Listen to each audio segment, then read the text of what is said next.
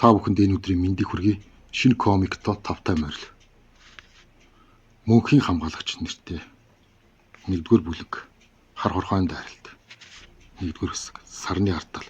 Сар хүн төрлөختний хизээж хөл тавьж байгаагүй нууцлаг артал нь сарны гадаргуу харагдав. Чимээгүй байсан. Сансарт бас дуу байхгүй. Гэхдээ хагарал тэнд байсан. Асар том, асар гүнзгий. Хагарлаас нэг л өдөр хар утаа гарч ирэв. Ихтэй энэ утаа биш. Амьтад байсан. Утаа хэлбэрцсэн. Эхлээд мянган жижиг цэгүүд болж дараа нь тэдгэр цэгүүд хорхоо болон хувирав. Хорхоонууд нь гэхдээ энгийн хорхоо биш. Тэдний бие хар металлаар бүрхэгдсэн, нүд нь улаанаар гэрэлтэж аврах том муухай шүднүүд ярцайлан гарч ирэв. Мянган жилийн турш сарны арталд унтаж байсан хар хорхойн сүрэг сэрлээ. Тэдний удирдагч чинь харах гэж нэрлэгддэг. Тэр нь аврах том хорхой. Сансарт дуу гарахгүйч түүний дуу бүх долгион радио станцыг холбоо цахилгаан сүлжээг нэгэн зэрэг унтарч анивдсан. 2-р хэсэг.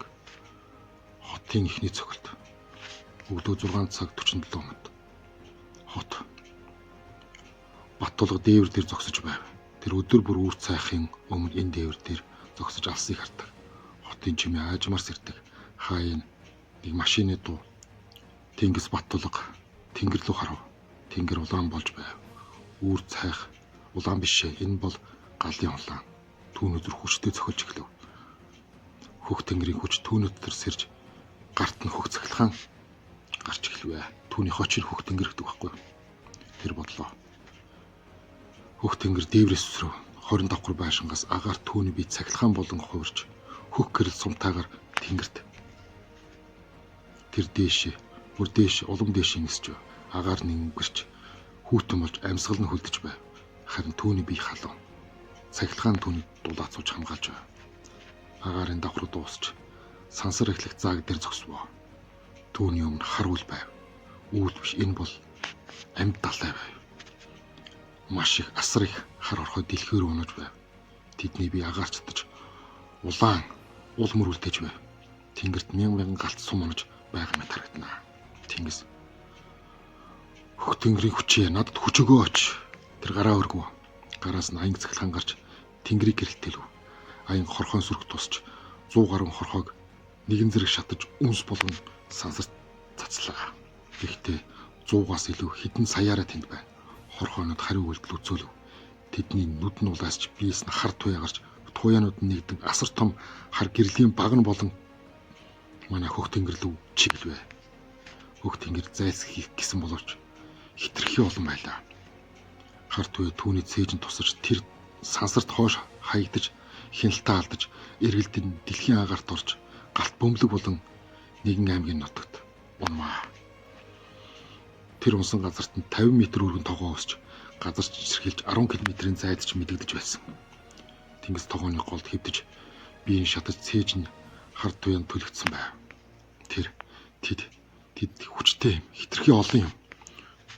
Гэтэл түүний хажууд газараас цагаан гэрлээс сарнаа цагаан тол хочд Баатар гарч ирв. Түүний нүдэн цагаанаар гэрэлтэж гараас нь цагаан энергийн утаснууд хөх тэнгэрийн биеийг ороод шарахыг нэгтгэж эхлэв. Сарнаа чи ганцаараа биш. Тэнгис тэд юу вэ? Сарнаа би ирээдүг харсан.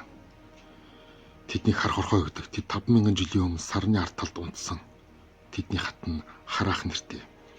Тэр дэлхийг идэхийг хүсэж байна. Тэд ирж байна. Тэнгис идэхээ. Сарнаа тэд гариг иддэг. Тэд ангар гаригийг аль хэдийнэ ичсэн. Тэнгисийн нүд томрлоо. Ангар улаан гариг одоо байхгүй гэж юу? Сарнаа. Бидэнд цаг байхгүй. Тэдний төрүүч бараг 20 минутын дотор хотод ирнэ. Бид хотыг хамгаалах ёстой. Тэнгис босов шархан идэрсэн байв. Сарнаа хүч үнэхээр гайхалтай. Тэр бусд нь хаана байна? Сарнаа тэд ирж байгаа. Бусд баатруудаа альж байгаа. 3-р хэсэг. Хотын тулаан. Тэнгэрт хэдэн мянган галт сум унаж байв. Хотын иргэд харж айж гүйж нуугдаж хаана ихтэй хашгирах чимээ, хаана ихтэй машин мөргөлдөх дуу, хаана ихтэй хүүхэд уйлах дуу чимээ гарч байв. Гэтэл тэнгэрт алтан гэрэл анивчив. Алтан хярах нэртэй Баатар 20 давхар байшингийн орой дээр зогсож байв. Түүний гарт алтан ном гэрэлтэж нумын утас нь гэрлээр нэгтсэн байв. Тэр гурван сумыг нэгэн зэрэг харв. Алтан сумнууд тэнгэр татхан гурван хорхой нэгэн зэрэг цогт дил бүсэрч хар унс болон цацагдав. Тэр дахин харв. 1 минутын дотор 200 гаруй хорхой түүний сумаар устгагдав. Гэхдээ тэдний тоо буурахгүй байв. Тэнгэрээс унсан хорхойнууд хотод газардаж эхлэв. Чон нэрт Баатар. Тэр Баатар чонын хувилгаан болон хувирч 3 метр өндөр мөнгөлөг чон болон хотын төв талбайд өсрөн орж ирвэ. Түүний өмнө асар олон хорхой байв. Тэд хүмүүс рүү дайрч байв. Чонон архирав. Түүний архирах дуу шил хаглаж, машины цонхнууд хагарч, хорхойнууд жижиг зогсов. Тэр тэдний дундуур салхины хурдаар гүйж, хадаас шиг сарвуугаар тэдний хуйгийг маажиж, шүдэрээ толгойг нь хазан боторгов. 5 хорхой 10 секунд дотор үхсэн. Гэтэл түүний ард асар олон хорхой бас гарч ирв. Араас нь дахин гарч ирсээр байв. Чонон. Энэ одоо юу вэ? Яасан дуустгүй юм бэ? Тэнгэрт аянга цахилгаан цохив. Манай нөгөө Баатар хөх тэнгэрээс бууж ирвэ. Тэр буухаас өмнө агаарт тэнгэрт гараа сонгон аянгийн тор өсгөв. Цахилгаан тор газар дээрх тархсан хорхоонуудад цахилгаанаар цохиулж өчөөнөө олон маш олон хорхоонуудыг бас шатаж устгав. Хөх тэнгэр чонтой зэрэгцэн зогсов. Хөх тэнгэр тоолж зүрхлэхгүй байна. Ямар олон юм бэ? Чонон. Би аль хэдийн хэдэн мянгаыг алсан. Тэд дуусахгүй нэ. Хөх тэнгэр миний та аль хэдийн мянга үрсэн. Тэд хоорондоо инээнсгэлдвэ. Тулдаан дунч гисэн хоорондоо маазарч л байна. Гэтэл хотын төвд асар том хар бийт газарчээ. Энэ бол нөгөө хорхойнуудын их хараах байлаа. Тэр өөр аврах том бийтэй асар том амт юм аа. Түүний биенээс хар утаа гарч утаа нагаарт тархсан. Түүний биед хүрсэн бүх зүйлийг тэр идэж эхлэв. Асфальт хайлж машин барилгууд нурж эхлэв. Харах түүний ам нэгдэв. Түүний ам асар том. Муухай 3 игнэ том шүднүүдтэй. Амнаас нь хар суралт гарч эргэн тойрны бүх зүйлийг сорж идэж эхлэв. Машинууд, гудамжны гэрлүүд, хогийн самнууд, хүмүүс бүгд түүний амд сорогдож байв.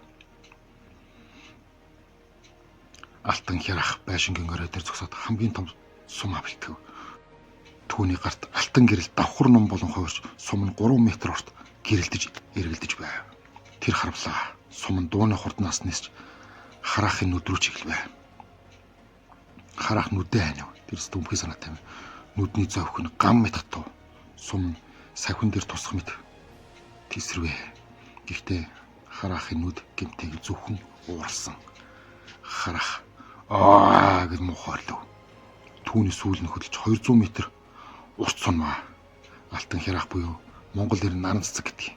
Зогсож байсан байшинг салхинд хийсэн цаас мэт нур аваа. Алтан хярах буюу наран цэцэг үсрэн зайлх хийх гэсэн боловч сүүлний хар төв түүний хөлөнд хурж тэр эргэлдэн унаж хөлн шатаж хөдөлгөөнгөө болж газар тунаа. Тэр хөл минь хөлж болохгүй байна гэв. 4-р хэсэг мөнхийн хамгаалагч ирв. Газар чичирч эхлэв. Хүчтэй тогтмолч чичирхэл хин нэгэн алхаж авна. Аврах том хин нэгэн. Энэ бол Батчир. Түүний хочин мөнхийн хамгаалагч. Хотын талбай нь өөрөө зүрээс гарч ирвэр. Тэр нэлээд өндөр. Гэхдээ тэр одоо 3 метр өндөр болж би гам мэт хатуу цээжний чулуун гэрэлтэж нүд нь алтан гэрэл цацруулж байв. Тэр гүйж эхлэв. Алхан бүртээ газар хагарч асфальт нурч түүний ард тоогоо үлдээв. Тэр харах руугүй. Харах түүний хард сүүлээр далдаж Батчирыг луу чиглүүлсэн манай сүүлрээ. Батчир зогссонгүй. Тэр сүүл рүү шууд гүйв. Сүүл түүний бид тусад гангийн дуу гарч Батчир хөдөлсөнгүй. Тэр сүүлийг нь 2 гараар барьж ам эргэлдүүлж эхлэв. Батчир өндөр идэж асар том урт мангасыг эргүүлв. Батчир гэд эргүүлв. Тэр харахыг эргүүлж байгаад шидвэ. Харах бүр говь цөл рүү шидэгдэв. Харах 100 км хурдтай нисч говь цөлийн элсэн донож 10 км тоогоо. Батчир одоо жинхэнэ тулаан эхлэж байна гэж хэлвэ. За ингээд 1-р бүлэг төгсөв. Удахгүй 2-р бүлэг нь эхэлнэ. Манайхан лайк болон сабскрайб дараарай. Маш сонирхолтой комик шүү. 2-р бүлгийн би Монгол комик гэж сувг байгаа. Тэрэндээ оруулж магадгүй шүү. За баярлалаа.